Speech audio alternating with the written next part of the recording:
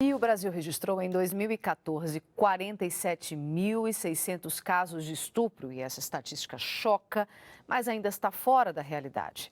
Segundo o IPEA, o Instituto de Pesquisa Econômica Aplicada, apenas 10% dos casos chegam à polícia. O problema é grave e especialistas falam em cultura do estupro. Os dois casos de estupro coletivo reportados neste mês, um no Rio de Janeiro e outro no Piauí, reabriram o debate sobre a existência da chamada cultura do estupro, fortemente debatida nas redes sociais. O termo cultura do estupro foi utilizado pela primeira vez nos anos 1970.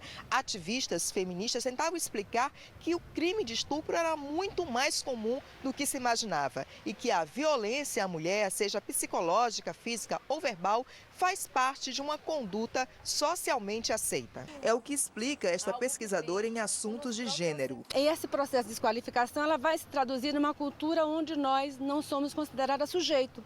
E o não ser considerada sujeito vai determinar que todo mundo pode fazer o que quiser com as mulheres, inclusive estuprá-las. Dados do IPEA de 2011 mostram que 70% das vítimas de estupro no Brasil são crianças e adolescentes. Dados mais recentes, de 2014, mostram que o Brasil tinha um caso de estupro a cada 11 minutos.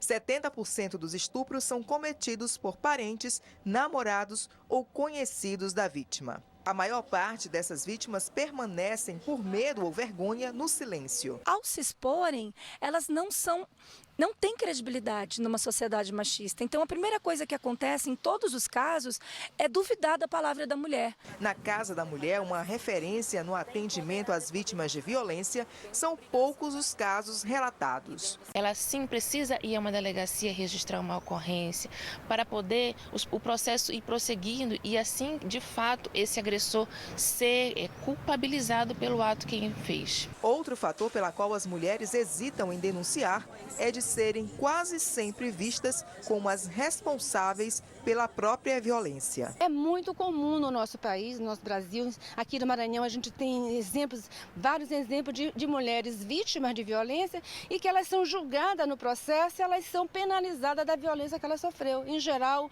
o violador, o agressor, ele não é punido, ele é isento daquele crime. Você que é mulher precisa pensar antes no que você vai usar para não ser atacada, para não ser chamada de qualquer coisa na rua, para não sofrer nenhum tipo de assédio.